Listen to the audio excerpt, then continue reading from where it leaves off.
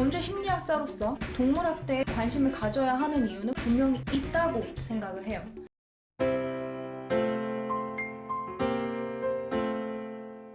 오늘은 제가 피하고 또 피했던 주제, 바로 동물학대. 외윤회강 미쓰리님이 질문해주신 부분이고요. 제가 사실 되게 동물을 사랑해요. 그래서 인터넷에 동물 학대 관련한 기사, 동영상, 사진 이런 거 하나도 못 보거든요. 그래서 제가 이 주제를 계속 피했거든요. 근데 결국 이렇게 만나게 됐네요. 최근 동물학대에 대한 기사가 쏟아져 나오고 있죠. 2022년 4월 11일 길고양이 7마리를 학대해서 죽인 편의점 직원이 입건됐죠. 이 사건의 시작은 국민청원이었는데요. 청원에서는 고양이 학대 오픈 채팅방과 학대방을 통해서 고양이 50여 마리를 잔혹하게 죽인 동물 학대범에게 동물보호법 최고형인 징역 3년, 벌금 3천만 원을 구형해 달라라고 촉구한 내용이었습니다. 2022년 4월 20일에도 동물학대 사건이 있었는데요. 제주도에서 산채로 강아지를 땅에 묻었던 사건이 있었습니다. 그 전에도 제주도에서는 비슷한 일들이 있었는데 주둥아리와 앞발을 노끈으로 묶은 채 유기견을 밭에다가 이제 버렸던 사건이 있었어요. 동물보호법 위반 사례는 2017년에는 400여 건이었다가 2020년에는 1000여 건으로 거의 150배가 증가를 했습니다. 현행법상 동물을 학대하거나 죽이면 최대 3년 이하의 징역이나 3천만 원 이하의 벌금을 받을 수 있도록 처벌이 강화되었어요. 하지만 얼마나 많은 사람들이 처벌을 받았을까요? 최근 5년 사이에 3,400여 건이 입건이 되었지만 사실 징역이나 금고형을 받은 사람은 단 12명. 우리는 법에 대한 이야기를 하려는 게 아니에요. 그래서 이번 영상에서는 법보다는 동물학대를 하는 가해자들의 심리, 그 원인에 대해서 이야기를 해볼까 합니다. 그 전에 왜 우린 지금까지 동물학대에 관대했던 걸까? 그 이유를 잠깐 짚어보고 본론으로 들어가려고 합니다. 동물을 인간보다는 한참 아래의 가치로 판단하고 있는 것입니다. 덜 중요한 거, 아니면 적어도 소유물, 재산이라고 생각을 하고 있는 거죠. 그리고 동물을 학대하는 걸 우리가 옛날에 아동학대나 아동폭력을 대했던 아주 나이브한 폭력에 대한 시각으로 보는 거예요. 훈육을 한다든지 아니면 말을 안 들어서 때렸다라는 것을 수용하는 사회적인 인식이 많이 팽배해 있던 거죠. 자, 그러면 이제 본론으로 들어가서 동물학대를 하는 사람들이 도대체 왜 이런 행동을 하는 것인지 그 이유를 한번 살펴보려고 합니다. 물론 많은 이론들로 설명할 수 있겠지만 저는 3가지의 원인으로 정리해 보았습니다. 첫 번째, 학습 효과. 일단 폭력이라는 것은 우리가 어딘가에서 보았거나 혹은 간접적으로 당했거나 이런 행위가 나쁘다는 것을 가르침을 받지 못했거나 누군가가 그런 행위를 통해서 얻고자 하는 것을 얻었을 때 박수를 받는다 라면 폭력이 수용 가능한 행위라고 여겨질 거예요. 한 예로 아동학대를 받았던 사람의 경우에는 동물학대를 저지를 확률이 더 높습니다. 아동학대의 피해자 중에 80%는 부모처럼 동물을 학대한 경험이 있다라고 응답을 했습니다. 즉, 폭력이 수용되는 분위기에서 자란 아이들은요, 자신보다 약한 동물에게 화풀이를 한다거나 자기가 배운 것처럼 훈육을 한다는 핑계로 신체적인 폭력, 위해를 가할 가능성이 높아진다는 거예요. 많은 심리적인 연구에서 우리의 폭력성은 학습된다는 것을 확인했습니다. 즉, 이것이 동물을 향한 폭력으로도 적용될 수 있는 거예요. 두 번째, 권력입니다. 저는 이 부분이 최근에 발생한 연쇄 동물 학대를 설명하기에 가장 적합한 설명이라고 생각을 합니다. 우리는 삶을 살아가면서 모두 다 어느 정도의 통제감이나 권력감을 경험하기를 원합니다. 예를 들면 내가 노력하면 내가 원하는 미래를 개척할 수 있겠지라는 생각, 그리고 사회적인 역할에서 존경을 받거나 인정을 받는 것도 나의 권력감을 어느 정도 충족시켜주는 행위죠. 그게 우리가 생각하는 나쁜 부정적인 의미에서 권력감이 아니라 뭔가 내가 노력해서 무언가를 얻을 수 있다는 것, 통제감, 미래에 나쁜 일들을 좀 예방할 수 있다는 것, 좋은 결과를 불러올 수 있다는 것도 한편의 통제감으로 충족이 됩니다. 그런데 현대에 와서 많은 사람들이 자신의 니즈를 충족받고 있지 못해요.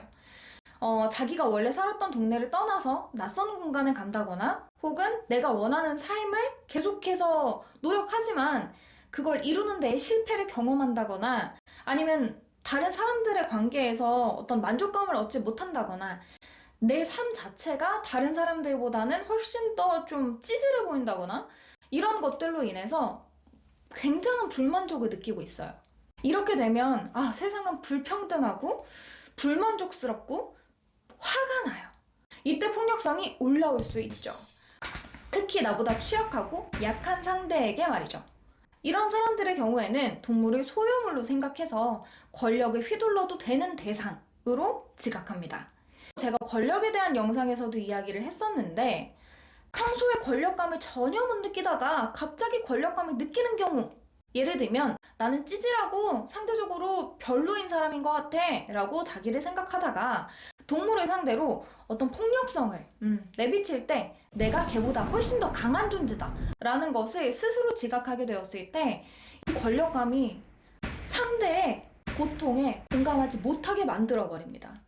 그래서 훨씬 더 심각한 수준의 혹은 잔혹한 범죄를 저지르는 심리적인 계기가 되죠. 그래서 내가 상대방에게 고통을 주더라도 그것으로 인한 죄책감이나 이런 심리적인 불편감 같은 걸 잘 느끼지 못하게 되는 거예요. 그러다 보면은 계속해서 그 권력감을 취하고 싶어지겠죠. 그러면 이러한 학대가 연속적으로 발생하게 되는 겁니다.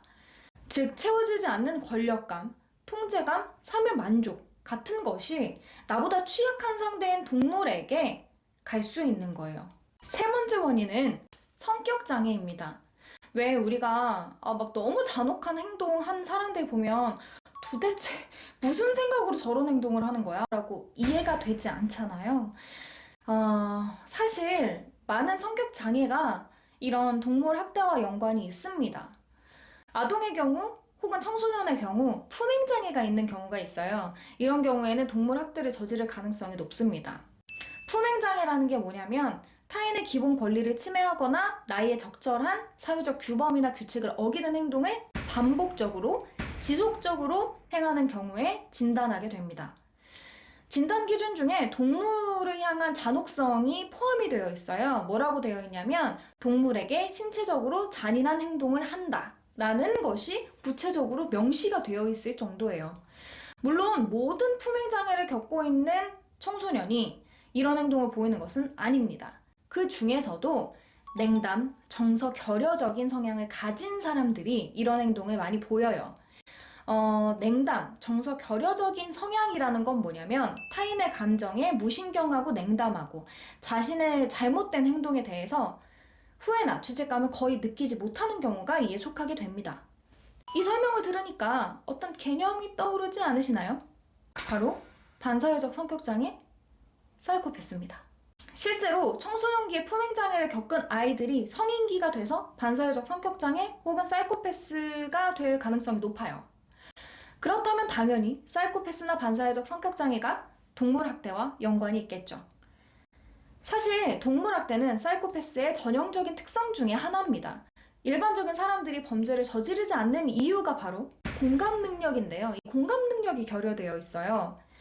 내가 누군가를 괴롭히게 되면 그 사람이 고통스러워하는 모습을 내가 보게 돼요. 그러면 우리 뇌에 거울 뉴런이라고 하는 것이 반짝반짝 전기 자극을 보내면서 나에게도 동일한 고통을 느끼도록 만들어버립니다. 꼭 내가 그 고통을 당하는 것처럼. 그러니까 우리 인간은 기본적으로 타인을 고통스럽지 않게 하려고 노력하게 되어 있어요. 내가 그 고통을 겪고 싶지 않으니까. 그래서 우리가 화가 나거나 어떤 불만족이 올라올 때 사회적으로 좀 용인될 만한 좀 적절한 그런 방법으로 이 모습을 좀 보여요. 예를 들면 화를 낸다거나 말로 혹은 내가 기분 나쁜 거를 설명을 한다거나 아니면 참아야 되는 상황에서는 참고 다른 활동들로 이런 에너지를 분출한다거나 하는 방법으로. 그런데 사이코패스는 그렇지 않다는 거예요. 이런 태도는 동물에게도 동일하게 적용이 됩니다. 예를 들어볼게요. 친정에 저희는 블랙푸드 2마리를 키웁니다. 엄마랑 애기인데요. 엄청 귀여워요. 이렇게 강아지를 데리고 병원에 가게 되잖아요. 그럼 아직도 생각나는데 강아지가 주사를 맞아야 되는 날 그걸 보기가 너무 힘든 거예요. 왜냐면 걔가 깨갱거리는 게 내가 그 고통을 느끼는 것을 넘어서서 그냥 내가 아팠으면 좋겠어.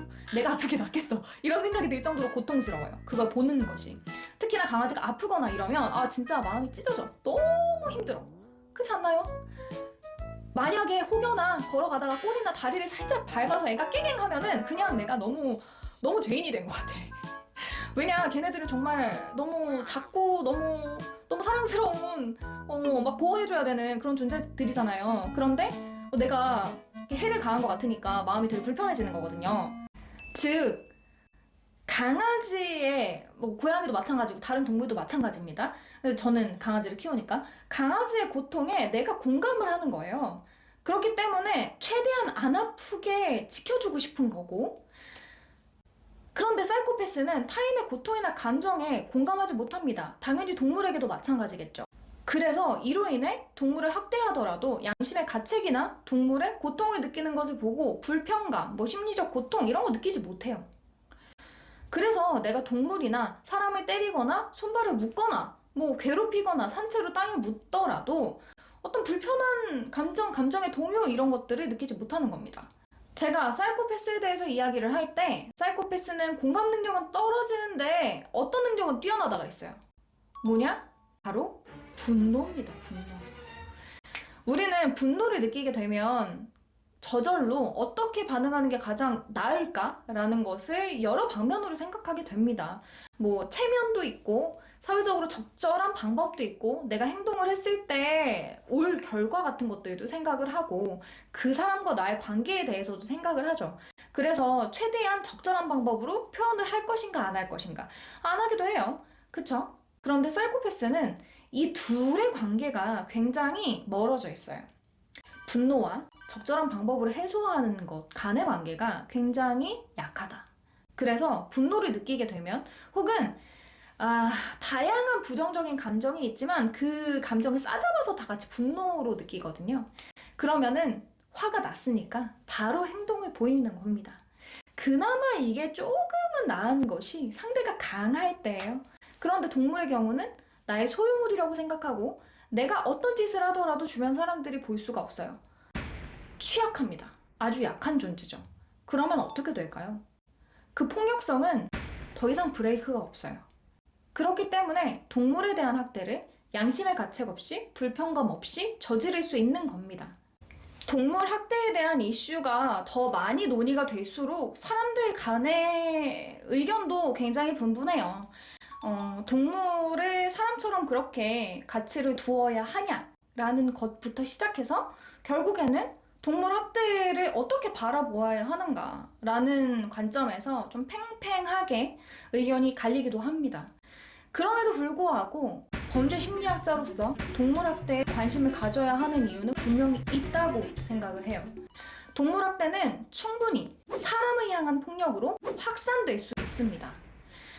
노스이스턴 대학의 연구에 따르면 동물을 학대했던 70%의 사람들은 적어도 다른 종류의 범죄를 저지른 이력이 있어요. 그리고 동물 학대를 저지른 사람 중에 40%는 폭력 전과가 있습니다. 즉, 동물 학대라는 건 전반적인 폭력에 둔감하게 만들어요. 그리고 내가 폭력을 행하는 동물 혹은 사람의 고통에 공감하지 못하게 만듭니다.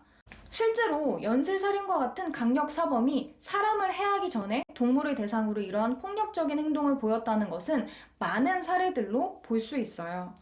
2006년부터 2008년까지 자신의 가족을 포함해서 10명을 살해한 연쇄살인범 강호수는 개를 많이 잡다 보니까 사람을 죽이는 것도 아무렇지 않게 느껴졌다. 살인 욕구를 자제할 수 없었다. 라고 진술한 바 있습니다. 2017년 무기징역형을 받은 어금니 아빠 이영학도 개 6마리를 망치로 죽인 이력이 있어요. 즉, 동물 학대는 동물에 대한 이야기가 아닙니다. 폭력에 대한 이야기예요. 그래서 우리는 동물 학대에 관심을 가지고 더 사회적으로 적절한 합의점을 찾아 나아가야 합니다. 사실 저는 이 주제에 대해서 솔직히 진짜로 이야기하고 싶지 않았어요.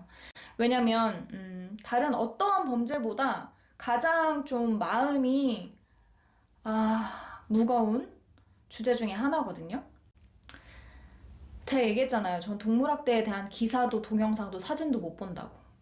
이 영상을 준비하기 위해서 최근에 발생했던 여러 동물학대의 기사들을 살펴봤는데요.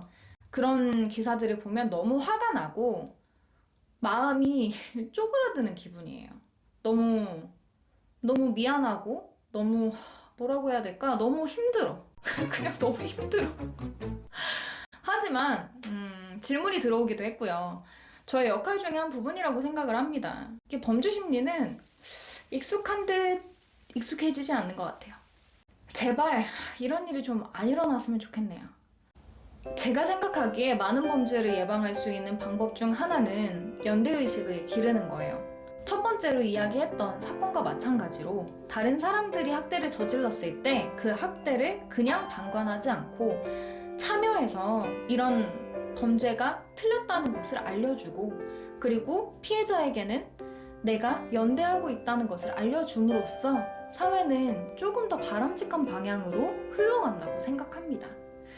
내가 지금 범죄 피해를 당하지 않았다 하더라도 우리는 결국 이 사회의 구성원으로서 이런 연대의식을 가져야 한다고, 그것이 더 옳다고 생각합니다. 네, 오늘은 조금 무거운 주제였어요.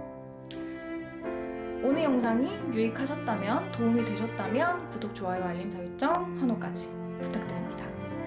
저는 다음 영상으로 돌아오겠습니다. 안녕!